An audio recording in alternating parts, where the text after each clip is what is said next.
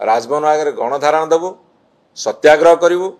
राज्यपाल को मेमोरेंडम देवु एवं परवर्ती समय आहुरी व्यापक कार्यक्रम हाथ को निया जीवो, व्यापक रु व्यापक कार्यक्रम हाथ को निया जीवो, घेराव हम, विभिन्न जगह आंदोलन हम, हड़ताल हम। मु आपन कही रखे एठी आपन आगे प्रेस रे बारंबार आम कहीचु सरकार जिते निजर दुर्बलता प्रकाश करती देश रे क्रिमिनाल मानकर एक्टिविटी बढ़ी जाए, ये तांकर दुर्बलता प्रकाश करी क्रिमिनाल एक्टिविटी बढ़िया को सुजोग न दियंतु। गत पर दिन 14 तारिख संध्यारे ओडिशा सरकार वर्तमान भारतीय जनता पार्टी नेतृत्व में चलता सरकार से कैबिनेट रे अप्रूव कले जे ओबीसी मान को 11.25% शिक्षा रे पाठ पढ़िबा पई रिजर्वेशन दबा पई एवं शेड्यूल कास्ट शेड्यूल ट्राइब दलित एवं आदिवासी एमान को 20%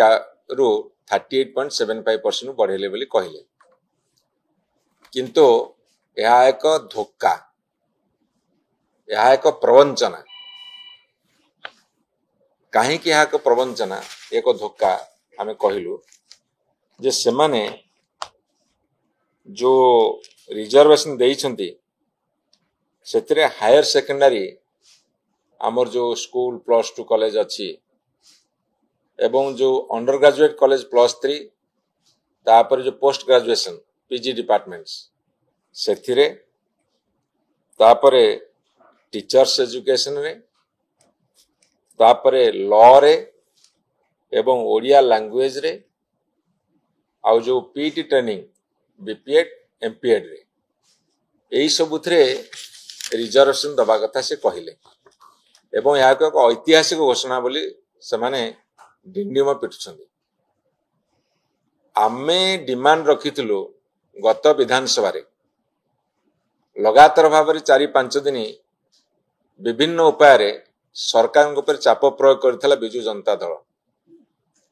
आमे विधानसभा भितरे मुलतवी प्रस्ताव रे उठेलु एवं विधानसभा बाहर को जेतेबेले आंबेडकर स्टाच्यू रे फूलमाल देई संविधान प्रदत्त क्षमता को लागू करने पई दाबी करने को आस्तुल हमको गेट रे ताला पकई देले, गेट भांगी करी आमे आसी आंबेडकर स्टाच्यू रे फूलमाल दबा एवं दाबी रखिमा एवं राजभवन जाई माननीय राज्यपाल को मेमोरेंडम दबा यही भली भाव रे अनेक गुड़े कार्यक्रम हाथ को नहीं एवं विधानसभा रे बहुत प्रेशर करथिलु, दाबी करथिलु। जो दिन एससी एसटी ओबीसी रो डिमांड डिस्कशन देला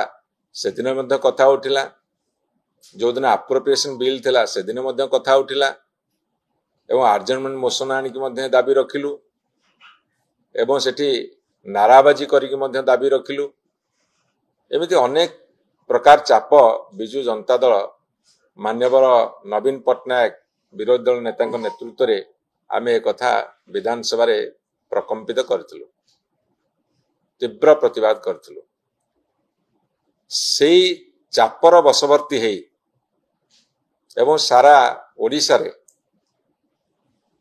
एससी एसटी ओबीसी पछुआ वर्गर लोक मानकर चापर बशवर्ती हेई ए सरकार गोटे तरबरिया निष्पत्ति नहीं। जेहेतु वर्षे पूर्ति होगा जाउची एमानक पाखरे कौन सी कथा नहीं। अतीत रे भारतीय जनता पार्टी केते तुम्बी तोफान करथिले, आमे आसिले आमर अनुसूचित जाति अनुसूचित जनजाति एवं पछुआ वर्ग को कल्याण रे पोती दबु, जेहेतु किछि करि नाहंती गोटे र ब क ठ करिकी गोटे कैबिनेट रे अप्रूव कर देले। मु जो सब्जेक्ट रा पढ़ली सेथिरे देले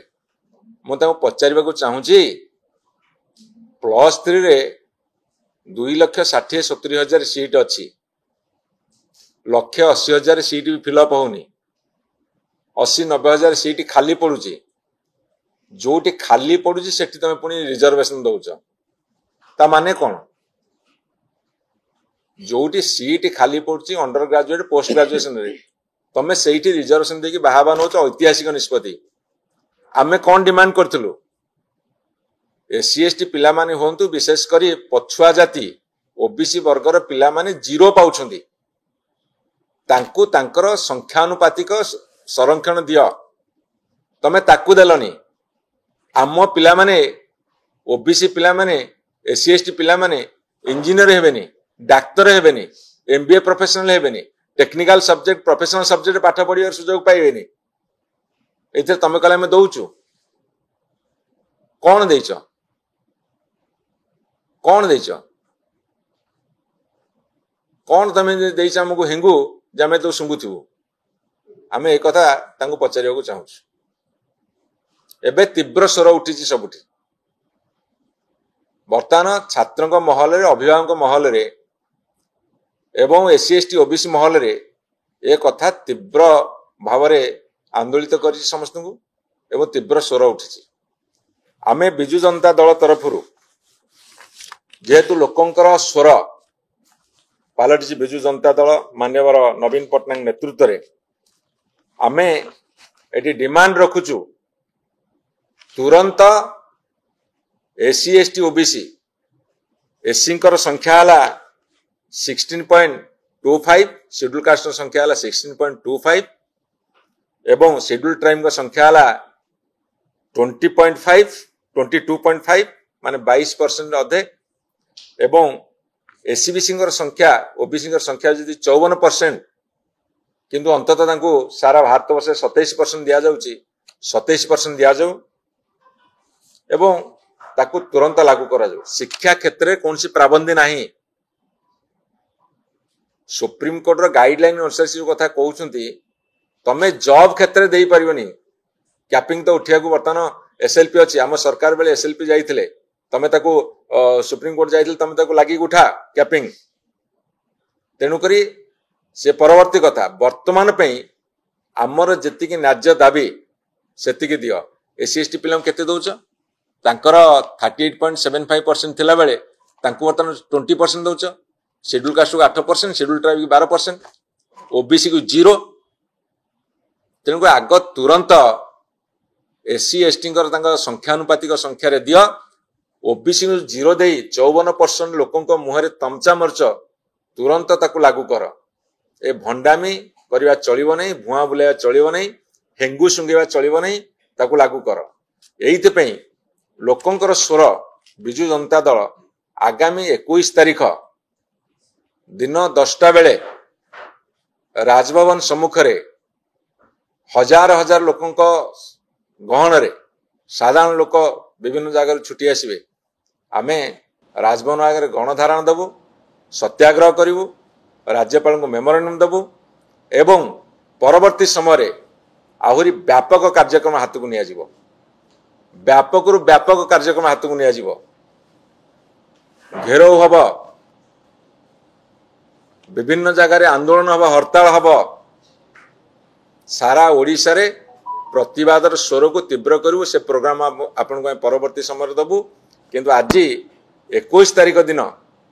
दिन 10टा रे बुधवार पड़ू से दिन आमे राजभवन सामने विशाल गण विक्षोभ करिवु राज्यपाल को मेमोरेंडम देबु एवं सरकार को चेतावनी देबु तुमे एससी एसटी ओबीसी न्याज्य दाबी को मानि नियो तांकर संख्या अनुसार तांको एटलिस्ट इंजीनियरिंग एवं मेडिकल प्रोफेशनल टेक्निकल एजुकेशन रे तुरंत दियो एई जो भूल कथा कहि ऐतिहासिक निष्पत्ति कहि भुआ बुलोच अंतत बारी ए काली आ आज भितर से पिक्चर क्लियर हो जाए लोक बुझीगले ये मिछ कथा कहते ये ऐतिहासिक नुह बर ये गोटे ऐतिहासिक भूल को घोड़ार अपप्रयास आंदोलन दुर्बार हम मु आपन कही रखे एठी आपन आगे प्रेस रे बारंबार आम कहीचु सरकार जिते निजर दुर्बलता प्रकाश करती देश रे क्रिमिनाल मानकर